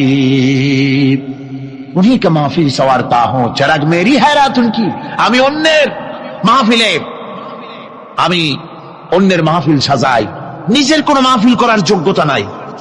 আমি অন্যের রাত্রে চেরাগ জ্বালাই, আমার নিজের কোনো রাইট নাই। আমি অন্যের মতলব বলি নিজের মুখ দিয়া, আমার নিজের কোনো কথা নাই, অন্যের কথা আমার জিহ্বা দিয়া বলি। অর্থাৎ এই সমস্ত লোক যারা বলে কোরআন বর্তমান যুগে চলতে পারে না, মধ্যযুগীয়, এই লোকগুলি, এই কথাগুলি তাদের নিজেদের নয়। যেমন জেনের রুগীরা যে কথা বলে, সে কথা জেনের নয়, সে কথা রুগীর নয়, কথা জেনের। ওই রকম করে এই সব কথা যারা বলে, তাদের মাথার উপরে ভর করেছে কে? রাশিয়া। তাদের মস্তকের মধ্যে ভর করেছে পেন্টাগন, তাদের মস্তিষ্কে ভর করেছে শান্তিনিকেতন, দিল্লি, মস্কো, পিকিং। এই সমস্ত মাথার উপরে ভর করে ওদের মুখ থেকে কথা বেরোয়। তা নাহলে আজ পর্যন্ত কেউ বলতে পারেনি কোরআনে কারীমের মধ্যে এই আয়াতটা বর্তমান যুগে চলতে পারে না, এগুলো উলট পালট করে দেওয়া হোক, এই কথা কেউ বলতে পারে নাই। আমার বন্ধুগণ, মানুষের জ্ঞান সীমাবদ্ধ, মানুষ স্বার্থপর, সেই জন্য মানুষের আইন, মানুষের জন্য স্থায়ী কোন আইন সে তৈরি করতে পারে না। মানুষ কিভাবে স্বার্থপর দেখুন। আমি যদি আপনাদেরকে বলি যে আগামীকাল আপনাদেরকে এইখানে একজন লোককে আমি দায়িত্ব দেব, সেই ব্যক্তি, তাকে ৫,০০০ কমলা দেওয়া হবে। এই ৫,০০০ কমলাগুলি এই প্যারেড ময়দানের আশেপাশে যত 10 বছরের নিচে যত ছেলেপেলে আছে, সমস্ত ছেলেপেলেদেরকে দাওয়াত দিয়ে চট্টগ্রামে সব ছেলেদেরকে, এই শিশু কিশোরদেরকে একটা একটা করে কমলা সকলের হাতে দিয়ে দিবেন। এই দায়িত্ব দেওয়া হলো সলিমুদ্দিন নামক কোন ব্যক্তিকে। সলিমুদ্দিন সাহেব কমলা নিয়ে দাঁড়ায় থাকলেন, ছেলেরা আসছে, উনি কমলা দিচ্ছেন একটা একটা করে। কিন্তু সামনে কিছুক্ষণ পরে দেখা গেল তার নিজের ছেলে এসছে, তারপরে দেখা গেল তার বোনের ছেলে এসেছে, তার ভাইয়ের ছেলে এসেছে। এখন আপনারা বলেন, অন্য ছেলেদের চাইতে নিজের ছেলেকে 2-1টা কমলা বেশি দিতে ইচ্ছে করবে না সলিমুদ্দিন? করবে কিনা? কন করবে। সামান্য কমলা বিতরণ করতে গিয়ে নিজের ছেলে, বোনের ছেলের প্রতি যদি এভাবে বেশি দিতে ইচ্ছে করে, আর এটা স্বাভাবিক মানবীয় দুর্বলতা, তাহলে গোটা বিশ্বের মানুষের জন্য একটি গ্রহণযোগ্য আইন। এই সংকীর্ণ স্বার্থপরতায় দুষ্ট কোন মানুষকে এ দায়িত্ব দেওয়া যায় না। তাই আল্লাহ রাব্বুল আলামিন এর দায়িত্ব কাউকে দেননি, এ দায়িত্ব নিজে পালন করেছেন, আইন তিনি তৈরি করেছেন। ঠিক কিনা আমার ভাইরা? সেই জন্য আল্লাহ রাব্বুল আলামিন এইভাবে করে আইন কারো উপরে ছেড়ে দেননি, আইন নিজেই তৈরি করেছেন। পৃথিবীর মধ্যে যা কিছু এসেনশিয়াল, মানুষের জন্য সবচাইতে বেশি গ্রহণযোগ্য এবং অত্যন্ত জরুরি, সেই জিনিসগুলি আল্লাহ নিজ হাতে রেখেছেন, মানুষের হাতে ছেড়ে দেননি। যেমন বাতাস, যেমন পানি, যেমন অক্সিজেন, এগুলি আল্লাহ নিজ হাতে রেখেছেন। কার হাতে এগুলি? এগুলি যদি আল্লাহ মানুষের হাতে ছেড়ে দিতেন, তাহলে ক্ষমতায় গিয়ে বিরোধী দলকে বলতো অক্সিজেন দেওয়া যাবে না, আমার দলে আসো। বাতাস দেওয়া যাবে না, পানি দেওয়া যাবে না, মোটেও ক্ষমতা হাতে নাই। তাই চিৎকার মেরে বলেছে, ভাইয়ের আমার, বোনের আমার, হাতে মারবো, পানিতে মারবো। ক্ষমতা মোটে নাই, তাই এই চিৎকার। আর যদি বাতাস, পানি, অক্সিজেনের মালিক যদি মানুষকে বানানো হতো, তাহলে অপর গোত্র, অপর দলের লোকদেরকে তারা পিছে শেষ করে দিত। এই জন্য আল্লাহ পাক মানুষের অবস্থা জানেন। খুলিকাল ইনসানু দাঈফা, মানুষকে আসলে দুর্বল করে সৃষ্টি করা হয়েছে সকল দিক থেকে। তাই আইন তৈরি করার মতো এই বিরাট দায়িত্ব আল্লাহ মানুষের হাতে ছেড়ে দেননি, আইন তৈরি করেছেন আল্লাহ। কে তৈরি করেছেন? লোকেরা জিজ্ঞেস করেছিল, হে রাসূল, আইন তৈরি করার ব্যাপারে আমাদের কোনো অধিকার আছে কিনা, আমরাও কিছু সাজেশন দিতে পারি কিনা? আল্লাহ পাক শুনিয়ে দিলেন, কুল ইন্নাল আমরা কুল্লুহু লিল্লাহ, কুল ইন্নাল আমরা কুল্লুহু লিল্লাহ, বলে দাও একমাত্র আল্লাহর আইন চলবে, আল্লাহর আইনের ভিতরে আঙ্গুল ঢুকাবার অধিকার কারো নাই। জোরে বলেন সুবহানাল্লাহ। ব্যক্তির আইন, পরিবারের আইন, সমাজের আইন, রাষ্ট্রের আইন, জীবনের সব ক্ষেত্রে চলবে কেবলমাত্র আল্লাহ সুবহানাহু ওয়া তাআলা, তার বিধানই চলবে, মানুষেরটা চলতে পারে না। তবে মানুষ তাদের নিজস্ব জীবনযাত্রা প্রণালীতে কোন নতুন কিছু করতে চাইলে তা করতে হবে কোরআনের আলোকেই, সুন্নাহর আলোকেই। যেহেতু গতকাল আমি বলেছি কোরআনে কারীম কিন্তু আপনার কোরআনে কারীম সমস্ত নীতিমালার মূল নীতি হচ্ছে কোরআন। সমস্ত নীতিমালার মূল নীতি কোরআন। এখানে সব আছে। এখানে রাজনীতি, অর্থনীতি, সমাজনীতি, শ্রমনীতি, শিক্ষানীতি, যুদ্ধনীতি, বন্দিনীতি, স্বরাষ্ট্রনীতি, পররাষ্ট্রনীতি, সমস্ত গোষ্ঠী সুদ্ধা সব কোরআনের মধ্যে আছে। আল্লাহ বলেছেন তিবিয়ানান লিকুল্লি শাই, সবকিছুর বর্ণনা কোরআনে কারীমের মধ্যে আমি করে দিয়েছি। খুলে খুলে কোরআনে কারীমের মধ্যে বলে দিয়েছি, কোনো জিনিস বাদ দেওয়া হয়নি। গতকাল বলেছিলাম সেই পিঁপড়া থেকে শুরু করে হাতি পর্যন্ত, মাকড়সা থেকে শুরু করে মৌমাছি পর্যন্ত কোন জিনিস বাদ আছে কোন? বলেন, পিঁপড়ার নামে সূরা আছে না? হাতির নামে সূরা আছে? মাকড়সার নামেও সূরা আছে, নাম কি? আনকাবুত। মৌমাছির নামেও সূরা আছে, নাম কি? মেয়ে লোকের নামেও সূরা আছে, কি নাম? সূরা নিসা। মানুষের নামে সূরা আছে, নাম কি? সূরা নাস। সব আছে। আবার পৃথিবীর মধ্যে লোহাকেও বাদ দেওয়া হয়নি কোরআন থেকে, যেহেতু লোহা হচ্ছে মানুষের জন্য সবচেয়ে বেশি প্রয়োজনীয় জিনিস। যদিও সোনার দাম বেশি, কিন্তু প্রয়োজনীয় বেশি লোহা, সেই জন্য লোহার দাম আল্লাহ কমায় রেখেছেন।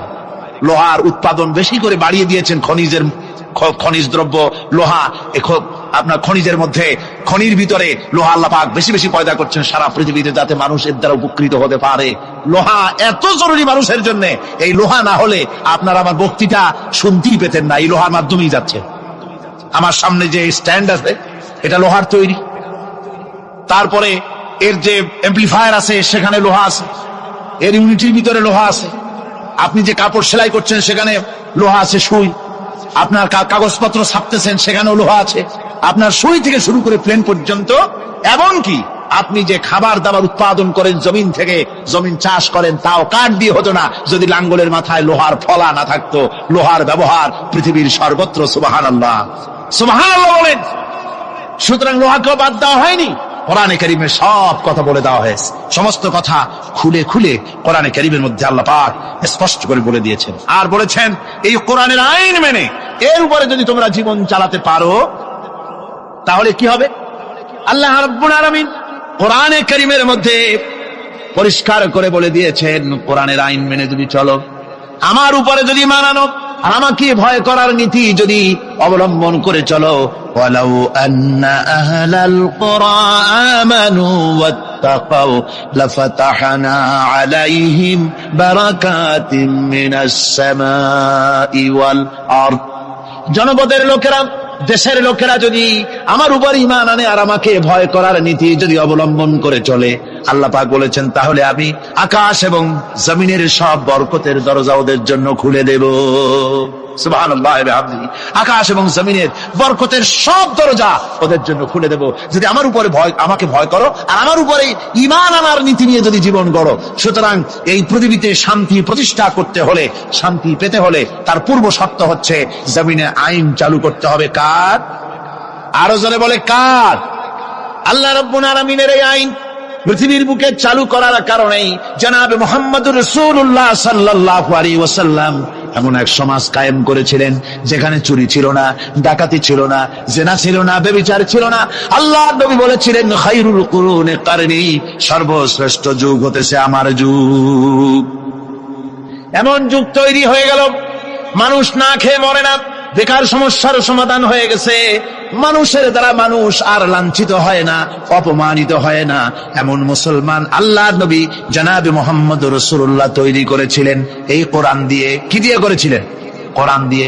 ইতিহাস লিখতেছে, সেই জামানায় একটা সুন্দরী যুবতী মেয়ে মদিনা থেকে কোথাও যাচ্ছিল, যাওয়ার পথে যখন সন্ধ্যা হয়ে গেল তখন ওই যুবতী মনে করলো, একাকিনী আমি বেরিয়েছি, এখন যদি কোনো পর পুরুষের সামনে পড়ে যায় তাহলে তো আমার সতীত্ব আর বাঁচবে না, অলঙ্কারাদি লুণ্ঠিত হবে। এই মনে করে ভয়তে মহিলা বসে পড়েছে জমিনের উপরে। জমিনের উপরে ভয়তে বসে পড়েছে। দেখা গেল যুবক ছেলেটি তার দিকে এগিয়ে আসতেছে। যুবক এবার যুবতীর কাছে এসেছে, ময়দানে আর কোনো মানুষ নাই। যুবক ছেলেটি যুবতীর দিকে তাকিয়ে বলে, মা, আমাকে দিয়ে তোমার কোনো ক্ষতি হবে না, তুমি কোথায় যাবে আমাকে বলো, আমি নিরাপদে পাহারা দিয়ে তোমাকে তোমার গন্তব্যে পৌঁছে দেব। আমার পরিচয় শোনো, আমি মুসলমান। সুবহানাল্লাহ। রাসূলুল্লাহ এরকম মুসলমান তৈরি করেছিলেন। সুবহানাল্লাহ বলেন। এইরকম মুসলমান তৈরি করেছিলেন জনাবে মুহাম্মদ রাসূলুল্লাহ সাল্লাল্লাহু আলাইহি ওয়াসাল্লাম।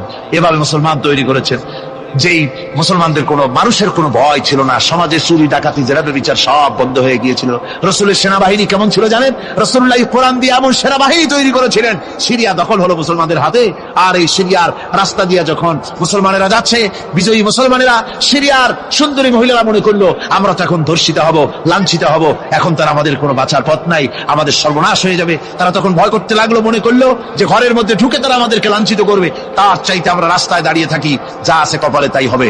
দেখা গেল রাসূলুল্লাহ ট্রেনিং প্রাপ্ত সাহাবায়ে কিরাম সিরিয়া এই শহরের এক প্রান্ত দিয়ে ঢুকলেন, অপর প্রান্ত থেকে বেরিয়ে গেলেন, ডানে বায়ে তাকিয়ে দেখলেন না কারা দাঁড়িয়ে আছে। সুবহানাল্লাহ ওয়া বিহামদিহি। এর নাম হচ্ছে ইসলাম। এটাই শিক্ষা দিয়েছিলেন জনাবে মুহাম্মদ রাসূলুল্লাহ সাল্লাল্লাহু আলাইহি ওয়াসাল্লাম। এমন এক সুন্দর সমাজ পৃথিবীতে কায়েম হয়েছিল, যার বরকতে এই সুন্দর সমাজ হয়েছিল। আপনারা কি চান বাংলাদেশে সেরকম একটি সমাজ কায়েম হোক?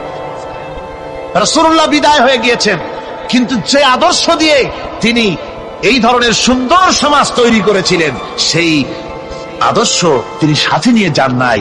তারাকতু ফীকুম আমরাইন, রাসূলুল্লাহ বলেছেন দুটি জিনিস তোমাদের জন্য রেখে গেলাম, একটা হলো কিতাবুল্লাহ, একটা হচ্ছে আল্লাহর কিতাব, আর একটা হচ্ছে আমার সুন্নাহ। এই দুটি জিনিস রেখে গেলাম তোমাদের জন্য। যদি আঁকড়ে ধরতে পারো তাহলে তোমরা কেউ ধ্বংস হবে না, বিচ্ছিন্ন হবে না, ক্ষতিগ্রস্ত হবে না।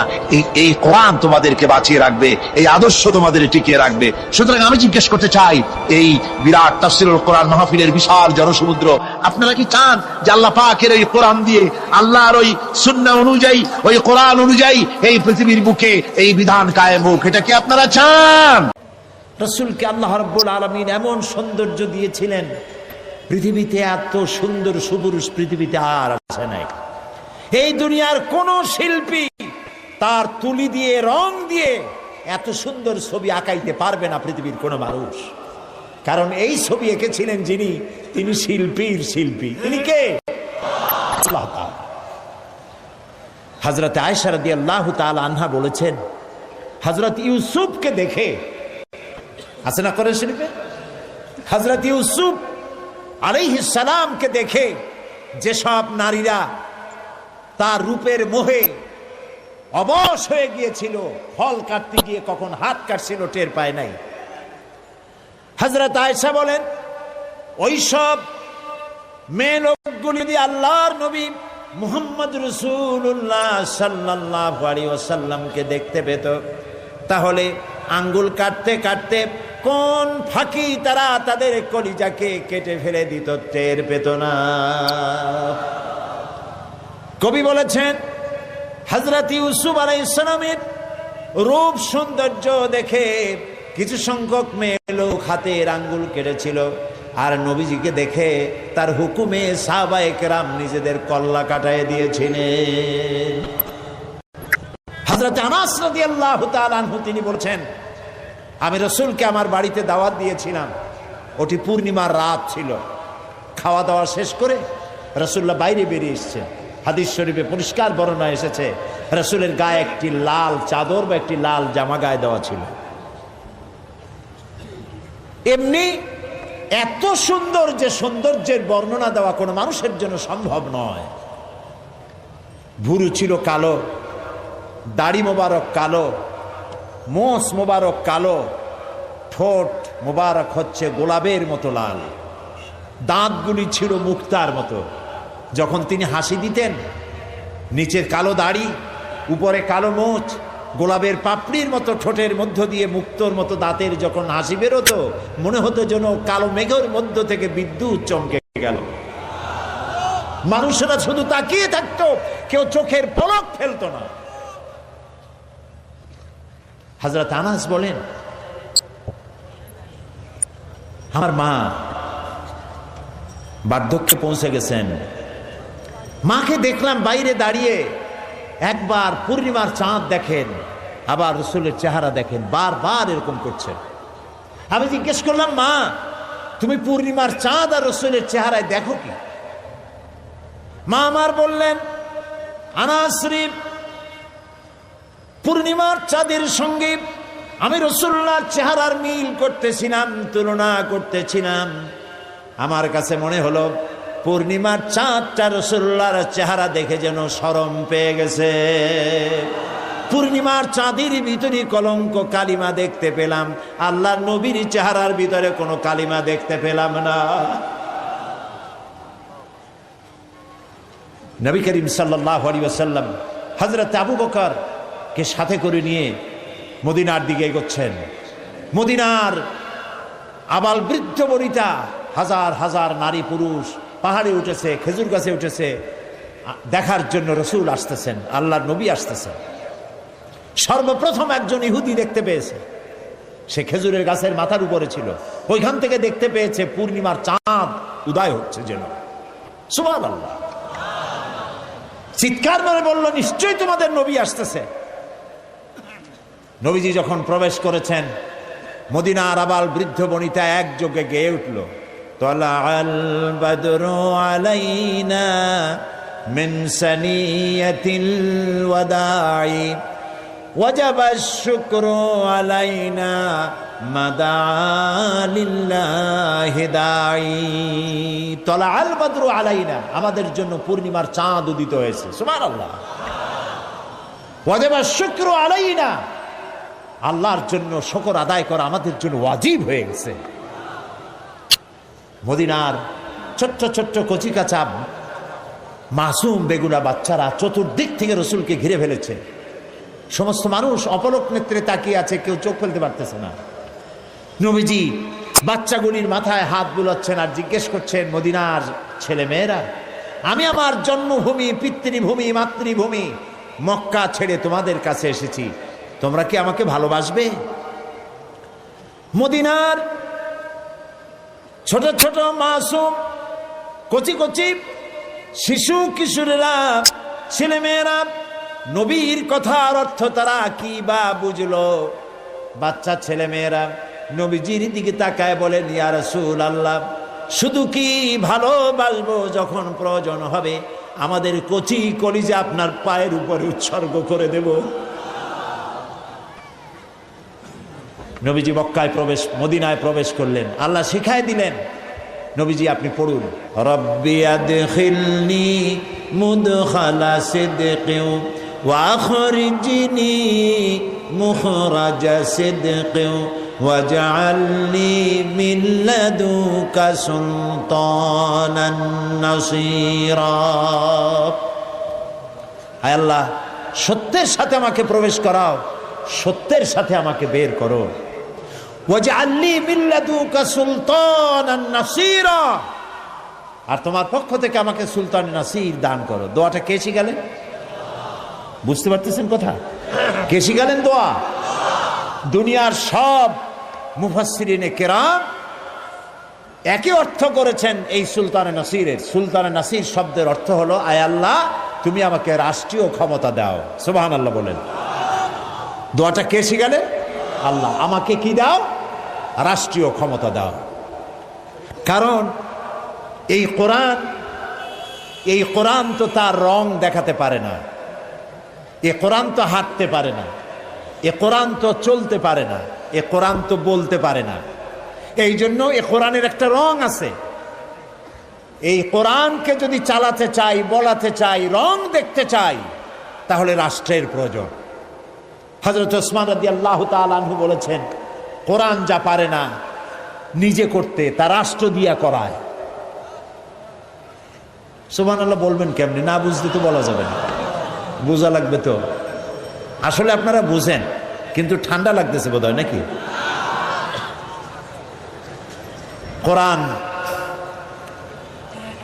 নাজিল হয়েছে আইনের গ্রন্থ হিসাবে, এটি সংবিধান, এটি কনস্টিটিউশন, এটি কিয়ামত পর্যন্ত পৃথিবীর মানুষের জন্য কনস্টিটিউশন। এই আইন আল্লাহ তাআলা দিলেন। আপনারা লক্ষ্য করুন, যেই কাবা ঘরের মধ্যে 360টা মূর্তি ছিল, কয়টা ছিল মূর্তি? বলেন জোরে। আর রাসূলুল্লাহ নবুয়তের জীবনে মক্কায় ছিলেন কত বছর? 13 বছর। মূর্তি কি একটা সরাইতে পারছেন? পেরেছেন? পারেন নাই। এবার দেখেন ক্ষমতা কারে বলে, রাষ্ট্রীয় ক্ষমতা কারে বলে। নবীজি মদিনায় আসলেন, রাষ্ট্রীয় ক্ষমতা চাইলেন আল্লাহর কাছে, আল্লাহ দিছিলেন না দেন নাই? রসুল এখন প্রেসিডেন্ট কিনা? রসুল্লাহ এখন প্রেসিডেন্ট। যে রসুল একা এসেছিলেন মক্কা থেকে একজন সাথী সঙ্গে করে, সেই নবী আজ 10,000 সৈন্য নিয়ে চললেন মদিনা আল মুনাওয়ারা থেকে মক্কা মুকাররমায়। কত লোক সাথে? 10,000। মক্কা শরীফে পৌঁছে গিয়ে সাহাবায়ে কেরামদেরকে বললেন, পায়খানা বানাও কম, চুলা বানাও বেশি। যুদ্ধ একটা কৌশল, এবং বৃদ্ধ পক্ষকে ঘাবড়ে দেওয়া, এটি হলো যুদ্ধের কৌশল। বললেন চুলা বানাও বেশি, পায়খানা বানাও কম। আবু সুফিয়ান গোয়েন্দা বিভাগের লোক পাঠাইলো, শুনলাম মোহাম্মদ আসছে সাল্লাল্লাহু আলাইহি ওয়াসাল্লাম, দেখো তো কত লোক নিয়ে আসছে। গেছে দেখতে, সকালের আগে তারা ফিরে আসছে। এসে বলছে, আবু সুফিয়ান সৈন্য যে কত তার গণব কি, চুলা যে কত তাই গুনে কুল পাই নাই। আবু সুফিয়ান ভীষণ খেপে গেল, বেকুব কোথাকার, গুনতে পাঠাইলাম, মানুষ গুনে আসছে চুলা। আচ্ছা সকালবেলা যাও, আর এক দল পাঠায় দিল, দেখো লোক কত। এখন নবীজি বলেছেন পায়খানা বানাও কম। 10,000 মানুষ, পায়খানা প্রয়োজন অনুযায়ী কম। এখন প্রত্যেকটা পায়খানার সামনে লাইন হয়ে গেছে না, বিরাট বিরাট লাইন। অনেকক্ষণ দাঁড়ায় থেকে ওরা ফিরে এসে বলছে, আবু সুফিয়ান মানুষ গুনবো কি, পায়খানার সামনে যে লাইন, ওই লাইন গুনে খুলতে পারিনি। আবু সুফিয়ান রাগ করলো, ঠিক আছে আমি নিজে যাই। এবার নিজে আসছে, একটু উঁচু জায়গায় দাঁড়াইছে, দাঁড়ায় দৃশ্য দেখতেছে। 10,000 মানুষ তো কম কথা না। 10,000 মানুষ, হাতে 10,000 তরবারি, রোদ্রে চকচক করছে তরবারিগুলো, ধাঁধা লেগে যাচ্ছে আবু সুফিয়ানের।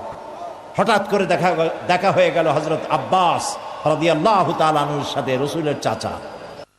আবু সুফিয়ান হতচকিত হয়ে উঠছে, বলল, আব্বাস তোমার ভাতুষপুত্র ভাইপো দারুণ বড় বাচ্চা হয়ে গেছে তো, 10,000 লোক নিয়ে আসছে সাথে, সাংঘাতিক কথা।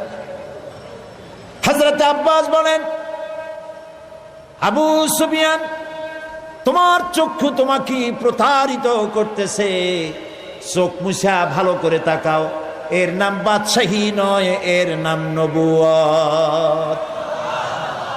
বাদশাহীর কি দেখলে? এর নাম যদি বাদশাহী হতো, তোমার কল্লা তোমার দেহের উপর থাকার কথা না। এখন নবীজি অর্ডার করলেন, চলো আমার সাথে। 10,000 লোক নিয়ে মক্কায় প্রবেশ করছেন। আল্লাহু আকবার। নবীজি বললেন, আমার সাহাবীরা আমার বিনা অনুমতিতে কোনো ফলদার গাছ কাটবে না, আমার বিনা অনুমতিতে কোনো বৃদ্ধ, কোনো নারী, কোনো অসুস্থ, কোনো শিশুর গায়ে হাত দিবে না। সুবহানাল্লাহ কইতে ইচ্ছা করে না? কারে কয় নবী? আজ তো প্রতিহিংসা এবং প্রতিশোধ নেওয়ার দিন ছিল। মক্কায় প্রবেশ করে আবু জাহেল, আবু লাহাব, উতবা, সাইবা গোষ্ঠী শুদ্ধ কচু কাটা করার দিন ছিল, ঠিক কিনা? কি কষ্টটা দিয়েছে বেলালকে। বেলালের পায়ের সাথে রশি দিয়া উটের সাথে বাঁধছে, উট দৌড়াইতেছে, বেলাল বান্দা রশিতে। মরুভূমির ভিতর থেকে ছুটছে, বেলালের পিঠের চামড়া, মাথার চামড়া ছিঁড়ে যাচ্ছে, গোশত বেরিয়ে যাচ্ছে, রক্তাক্ত হয়ে যাচ্ছে। উট হাঁপায় গেছে, আর দৌড়াতে পারে না। হযরত সুবাইয়াকে শহীদ করেছে, খাব্বাবকে মেরেছে, খোবায়েবকে মেরেছে, জ্বলন্ত আগুনের আংটার উপরে চিৎ করে শোয়া রেখেছে জীবিত মানুষ। 3টি বছর শিয়াবে আবি তালেবের মধ্যে আটকায় রাখছে। বেচা কেনা করতে পারবে না, কথা বলতে পারবে না কারোর সাথে, বাজারে যাইতে পারবে না। 3 বছর সাহাবায়ে কেরাম নিজেদের কাছে যা ছিল খাইছে, উট ছাগলের গোশত খাইছে, শুকনা চামড়া ভিজায় খাইছে। যখন আর কিছু নাই, বাবলা গাছের কাটা যুক্ত পাতাগুলি চাবাইয়া খাইতে গিয়া ঠোঁটের মধ্যে, জিহ্বার মধ্যে কাটা ফুটেছে। বাচ্চাগুলি মায়ের বুকের উপরে হুমড়ি খেয়ে পড়েছে দুধ খাওয়ার জন্য, সেখানে এক ফোঁটা দুধ নাই। হায় রে অত্যাচার! দেখুন, দুনিয়ার বিজয়ী বাচ্চাদেরকে দেখেছেন, যে দেশ দখল করতে পারে কিভাবে মারে, কিভাবে ধ্বংসন করে, কিভাবে ধর্ষণ করে, হত্যা করে, অগ্নিসংযোগ করে, লুণ্ঠন করে। রহমতের নবী নির্যাতন করেছে যে জাতি, সেই জাতির ভিতরে প্রবেশ করছেন। হাদিস শরীফে এসেছে, উষ্ট্রের পৃষ্ঠে বসা আল্লাহর নবী, পেছনে বসেছেন হযরত যায়েদ বিন উসামা। কুরাইশের নেতারা পায়ে হাঁটতেছে। রাসূলুল্লাহ, হাদিস শরীফে এসেছে, উট যখন মক্কায় প্রবেশ করতেছিল, রাসূলুল্লাহ বিনয়ে এত আল্লাহর দরবারে বিনীত হয়ে যাচ্ছিলেন, মাথা নিচু করে, মাথা কোন সময় উটের পিঠের উপরে বাড়ি খাচ্ছিল রাসূলের কপালের সাথে। মক্কার লোকগুলি, কাফেরেরা সব দৌড়াচ্ছে, দিক বিদিক দৌড়াচ্ছে। রাসূলুল্লাহ উষ্ট্র পৃষ্ঠে থেকে নামলেন, নজর পড়ল এক বৃদ্ধার দিকে। কতগুলি বোঝা মাথায় উঠায়, ঘাড়ে নেয়, পড়ে যায়। ছুটে গেলেন বুড়ির কাছে, মা তুমি দৌড়াও কেন? বুড়ো বলছে, তুমি জানো না আব্দুল্লাহর পুত্র মুহাম্মদ সাল্লাল্লাহু আলাইহি সাল্লাম এসেছে, আজ তো উপায় নাই, কাফের সব শেষ করে ফেলাবে। রাসূল বলছে, তোমার এই বোঝাগুলি আমারে দাও। কোথায় যাবা? অমুক এলাকায়। চললেন বুড়ির সাথে, সেই জায়গা পর্যন্ত পৌঁছে তারপরে নামিয়ে দিলেন। বুড়ি বলল, কিছু পয়সা নাও। তিনি বললেন, না পয়সা নেব না। বুড়ি বলল, পয়সা নিবা না? তুমি কে? তুমি যে আমার মাল নিয়ে কেটে পড়ো না, এই তো আমার কপাল। এই দেশে মানুষ মানুষের উপকার করে বিনা পয়সায়, তুমি কে?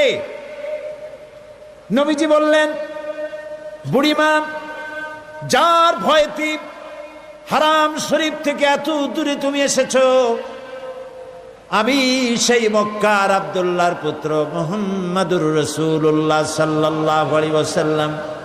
বুড়ি বলে, আরে তোমার বিরুদ্ধে কাফের বেঈমানেরা, নেতারা এমন বাজে কথা বলেছে, কত বাজে কথা তোমার সম্পর্কে বলেছে। তুমি যে এত মহান, এত মহৎ, এত উদার, তা তো বুঝতে পারি নাই।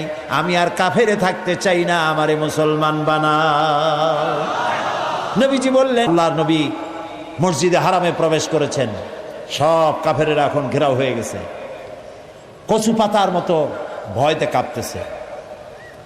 রাসূলুল্লাহ জিজ্ঞেস করলেন, কুরাইশের নেতারা আমার কাছে আজকে কি ধরনের ব্যবহার আশা করো? একজনে সাহস করে বলল, মুহাম্মদ সাল্লাল্লাহু আলাইহি ওয়াসাল্লাম একজন উত্তম ভাই, একজন উত্তম ভ্রাতুষ্পুত্রের কাছ থেকে যে ধরনের ব্যবহার আশা করা যায়, ওই রকম ব্যবহার আপনার কাছে আশা করি। আল্লাহর নবী বলেন, কুরাইশের নেতারা, তোমাদের সম্পর্কে আমি সেই সিদ্ধান্ত গ্রহণ করব যে সিদ্ধান্ত আমার ভাই হযরত ইউসুফ আলাইহিস সালাম গ্রহণ করেছিলেন। হযরত ইউসুফ আলাইহিস সালাম, তাকে তার ভাইরা ফালাই দিয়েছিল কুয়ার মধ্যে।